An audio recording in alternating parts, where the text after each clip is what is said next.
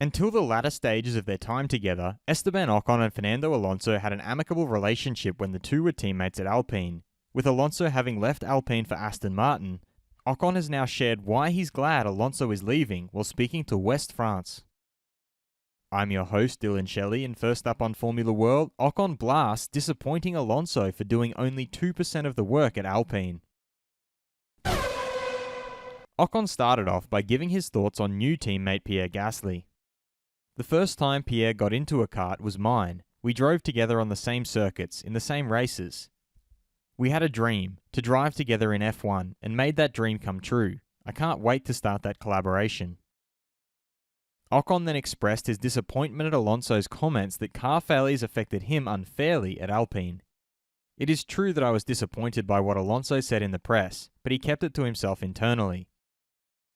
He then stated that Alonso leaving Alpine is good. I still respect him, but it is good that he is going to Aston Martin and that we each go our way. He signed off by explaining why. To be honest, I did 98% of the work and he did 2%. I was overworked. I did all the development work in the simulator and I also did the marketing activities. Fast feed. McLaren's Lando Norris thinks that the whole season has just been a lot of ups and downs, certainly not enough ups. The car doesn't have enough front. For me, all I need is front. I don't need rear tyres. We've known it. It's just been something we've had for years, sadly, and it's our job to get rid of that for next season. Red Bull team principal Christian Horner suggested that Sebastian Vettel is a great people person. He's one of those guys that's annoyingly good at anything he chooses to do. So I'm sure if he chooses the managerial path, he would be very good at it. Mercedes driver George Russell did not think his crash with Valtteri Bottas in 2021 would cost him the Mercedes seat. My argument was I was in a position that was better than where the Williams should be, and he was in a position worse than where Mercedes should be at that time. So I kind of naively and selfishly used that incident as almost an argument for me. Haas team principal Gunther Steiner pointed out there is nothing before you jump straight from F2 to F1 competition because there is no testing. It's one of those things, how much risk you want to take to get a rookie in the car.